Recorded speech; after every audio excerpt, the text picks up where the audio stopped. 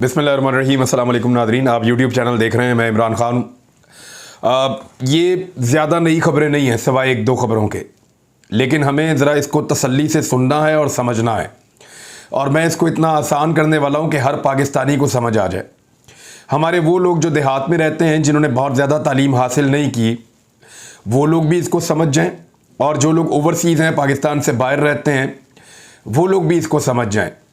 मैं चाहता हूं कि इस चीज़ को हम इतना आसान कर दें ताकि जो प्रोपेगेंडा पाकिस्तान में किया जा रहा है वो सारा का सारा बैठ जाए। तो इस वीलॉग में हम अहाता करेंगे उन सारी चीज़ों का जो कल के दिन में पाकिस्तान में की गई हैं। नंबर एक फॉरेन फंडिंग का केस कहा गया कि उसका फैसला आएगा, और फिर एक फ़ैसला आया इलेक्शन कमीशन ऑफ पाकिस्तान में। अब ज़रा समझें, दो तरह की फंडिंग जो है वो होती तो बहुत सारी हैं, लेकिन दो तरह की हैं जिनके ऊपर एतराज़ आ रहा था या जिनका नाम आ रहा था। एक फॉरेन फंडिंग, एक ममनुआ फंडिंग। ममनुआ फंडिंग की कोई ऐसी सज़ा नहीं है जिसमें पार्टी को बैन कर दिया जाए, जिसमें पार्टी का इंतखाबी निशान वापस ले लिया जाए, या पार्टी के सरबराह को ताहयात नाअहल कर दिया जाए, या पार्टी के जो अरकान हैं उनको नाअहल कर दिया जाए। ऐसा कुछ भी ममनुआ फंडिंग में नहीं होता। आ जाए फॉरेन फंडिंग पे। फॉरेन फंडिंग एक इंतहाई ख़तरनाक चीज़ है। कोई मुल्क दूसरे मुल्क में पैसा देता है एक पॉलिटिकल पार्टी को, और उस पैसे के ज़रिए से उस पॉलिटिकल पार्टी को इस्तेमाल करते हुए उस मुल्क के हालात को ख़राब करता है। इसको कहते हैं फॉरेन फंडिंग। तो इसको आप क्लियर कर लें कि इमरान खान साहब के ख़िलाफ़ जो फैसला आया है उसमें फॉरेन फंडिंग का कोई एलिमेंट, लफ्ज़ या कोई ऐसी चीज़ मौजूद नहीं है। जब फॉरेन फंडिंग नहीं है तो ना तो पार्टी को बैन किया गया, ना किया जा सकता है, ना इमरान खान साहब को नाअहल किया जा सकता है, ना पार्टी के दफातर बंद हो सकते हैं, और ना ही पार्टी का इंतखाबी निशान बल्ला वापस लिया जा सकता है, क्योंकि फॉरेन फंडिंग है नहीं। अब है क्या? वो है ममनुआ फंडिंग। ममनुआ फंडिंग क्यों है? अव्वल तो दर्जनों लोग अब तक मैदान में आ चुके हैं। चंद खवातीन ने मैदान में आकर यह बताया कि वो पाकिस्तानी हैं और वो पाकिस्तान तहरीक इंसाफ को फंड करती हैं, और वो पाकिस्तान से बाहर नहीं है, पाकिस्तान में रहती हैं, उनकी नेशनैलिटी पाकिस्तान की है। तो उनका नाम फॉरेन फंडिंग की लिस्ट में डाल दिया गया। तो अब इसको ठीक करना पड़ेगा आने वाले दिनों में। कुछ मर्द हजरात ने यह कहा कि उनकी फैक्ट्रियां या कंपनीज पाकिस्तान के अंदर हैं, और वो पाकिस्तान तहरीक इंसाफ के रुकन हैं, और वो इलेक्शन भी लड़ चुके हैं, और वो अगर फंडिंग देते हैं तो इसमें किसी को क्या एतराज़ है। ज़्यादातर जो बैरून मुल्क से या पाकिस्तान के अंदर से फंडिंग आई है, उन तमाम लोगों ने, ज़्यादातर ने राब्ता करके ये बताया है कि उनकी जायज़ और लीगल फंडिंग थी। कुछ लोगों के सिर्फ नामों से अंदाज़ा लगाया गया कि इसका नाम माइकल है ना, ये ज़रूर कोई गैर मुल्की है, इसका नाम फलां सिंह है ना, तो ये चरण सिंह, ये ज़रूर कोई गैर मुल्क। नामों से अंदाजे लगाए गए और लोगों को गैर मुल्की डिक्लेयर किया गया, हालांकि वो लोग पाकिस्तानी थे, और वो अब मैदान में आ रहे हैं, सामने आकर बता रहे हैं। तो इलेक्शन कमीशन ऑफ पाकिस्तान का फैसला पूरी तरह से परखचे उसके उड़ गए हैं, उसके अंदर कुछ मौजूद नहीं है। मैं आपको क्लियर कर रहा हूं। अब आ जाए, सिर्फ एक चीज है, एक नुक्ता है, या दो नुक्ते आप कह लें, जिसके ऊपर पूरी की पूरी इमारत इस फैसले की खड़ी है। एक नुक्ता क्या है? एक नुक्ता यह है कि बैरूने मुल्क से कोई कंपनी किसी पाकिस्तानी पॉलिटिकल पार्टी को फंडिंग नहीं कर सकती। यह पाकिस्तान के अंदर कानून बनाया गया था, लेकिन अब जरा आप गौर करें कि अमेरिका में आप तब तक फंड कलेक्ट नहीं कर सकते जब तक कि आप कोई कंपनी नहीं बनाते, और वो कंपनी कोई कारोबार करने के लिए नहीं होती, उसका कोई कन्फ्लिक्ट ऑफ इंटरेस्ट नहीं होता। सिर्फ एक कंपनी रजिस्टर्ड की जाती है जो फंड इकट्ठा करती है, इकट्ठा करने के बाद पाकिस्तान में भिजवा देती है। ये जो LLC, ये जो कंपनीज बनी थी, लिमिटेड लायबिलिटी कंपनीज जो बनी थी अमेरिका में, क्योंकि अमेरिका में एक कानून है, उस कानून के तहत ये कंपनीज बनानी पड़ी थी। अब वो जो कंपनीज ने पाकिस्तान तहरीक इंसाफ को फंड भिजवाए पाकिस्तान में बैंकिंग चैनल्स के जरिए, उसमें इलेक्शन कमीशन का ये कहना है कि क्योंकि ये कंपनी से फंड आ रहा है, लिहाजा ये ममनुआ फंड है। पहले तो बहुत सारे लोगों को ममनुआ फंडिंग में ऐसा डाला जो सारे मैदान में आ गए कि ममनुआ नहीं है, हम पाकिस्तानी हैं, पाकिस्तान हमारा है, हमने पाकिस्तान तहरीक इंसाफ को फंडिंग की है, हम सामने खड़े हैं, साबित करें कि हम जो हैं वो ममनुआ फंडिंग के ज़ुमरे में आते हैं। नंबर एक, वो तो सारे निकल गए। कुछ केसेस ऐसे हैं जहां पे मियाँ बीवी है, एक पाकिस्तानी मियाँ, उसकी बीवी किसी और मुल्क की है, तो उनका ज्वाइंट अकाउंट है, वहां से पैसे आ गए, तो उन्होंने कहा आधे बीवी के खाते में डालो, आधे मियाँ के खाते में डालो। मैं आपको मिसाल देता हूँ। मिसाल के तौर पे एक ज्वाइंट अकाउंट है मियाँ बीवी का, वो दोनों शॉपिंग करने गए हैं, तो मियाँ जो है उसने खरीद लिया, फर्ज करें जीन्स की पैंट, और बीवी ने खरीद ली है स्कर्ट। तो ऐसा नहीं हो सकता कि स्कर्ट बीच में से काट के आधी मियाँ को दे दें, आधी बीवी को दे दें, या पैंट बीच में से काट के आधी बीवी को दे दें, आधी मियाँ को दे दें, क्योंकि आपका ज्वाइंट अकाउंट है इसलिए आप दोनों की लायबिलिटी आधी आधी है। ऐसा नहीं होगा। जो पैंट खरीदेगा वो मियाँ ही पहनेगा, और जो स्कर्ट खरीदेगी वो बीवी पहनेगी। सादी और सीधी बात है। फ्रॉक जो है वो मियाँ बीवी आपस में नहीं कर सकते एक दूसरे से डिवाइड, और ना ही शलवार कमीज मियाँ और बीवी आपस में एक दूसरे से मर्दाना शलवार कमीज डिवाइड कर सकते हैं, तकसीम कर सकते हैं। इसी तरह नासिर नामी आदमी ने पैसे भेजे और उसकी बीवी जो इंडियन अमेरिकन है उसके खाते में डाल के कहा जी इंडिया से फंड आ गए हैं, तो ये सारी चीजें तो हो जाएंगी बाहर।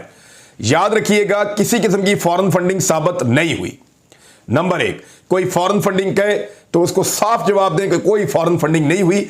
1% की फॉरेन फंडिंग अगर होती, या ये कोई हुकूमत पैसा दे रही होती इमरान खान को, या कोई ग्रुप पैसा दे रहा होता और ये फॉरेन फंडिंग होती, तो पाकिस्तान के इदारे कभी इमरान खान को माफ ना करते, या पाकिस्तान के वो ताकतवर हल्के या एस्टेब्लिशमेंट कभी इमरान खान को ना छोड़ती, जितना पाकिस्तान में न्यूट्रल्स के साथ इमरान खान ने और उनके साथियों ने एहतजाज किया है वो जरूर बदला लेते। लेकिन फॉरेन फंडिंग नहीं मिली, हुकूमत वक्त कोई एक्शन नहीं ले सकती, और इलेक्शन कमीशन ने तो हाथ खड़े कर दिए हैं। नंबर एक।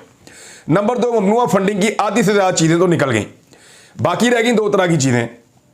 एक एतराज किया गया कि अबराज ग्रुप है या आरफ नकवी है, आरफ नकवी ने फंडिंग की 2011, 12, 13 में, और 2018 में उस पर एक केस बन गया। उन्होंने कहा एक ऐसे आदमी से फंडिंग ली जिस पे केस था, और भाई केस तो बना 2018 में, फंडिंग ली 5 साल पहले।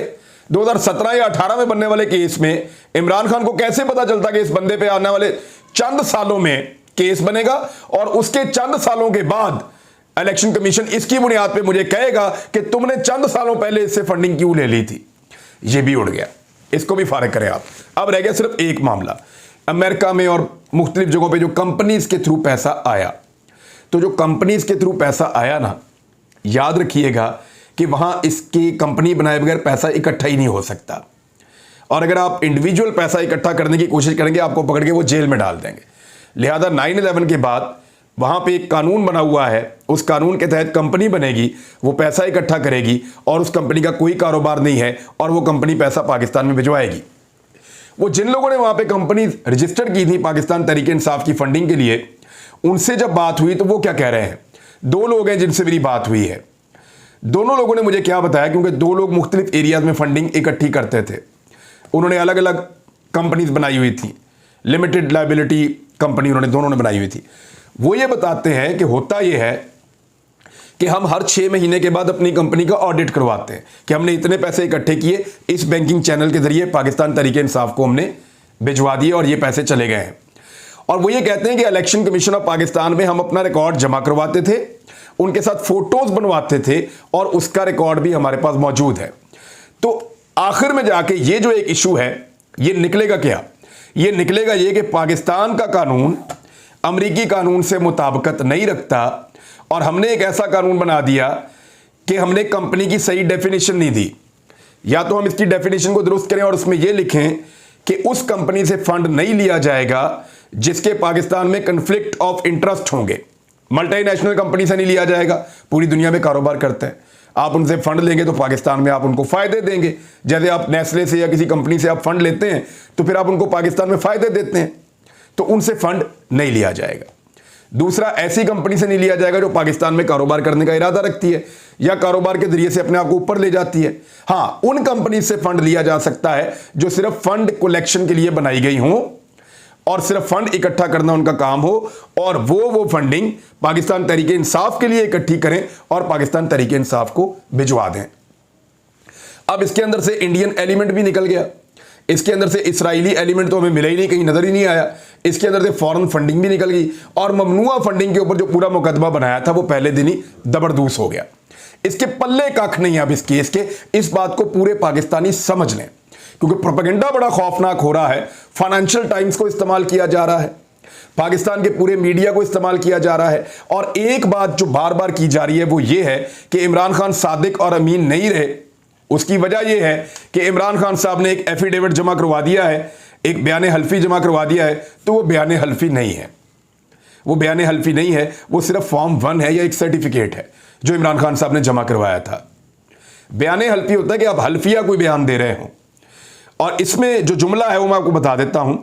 The information given in the statement is correct to the best of my knowledge and belief, कि जो मैंने अपने बयान के अंदर इंफॉर्मेशन प्रोवाइड की है वो मेरे इल्म और यकीन के मुताबिक यही ठीक है, बस ये उन्होंने कहा।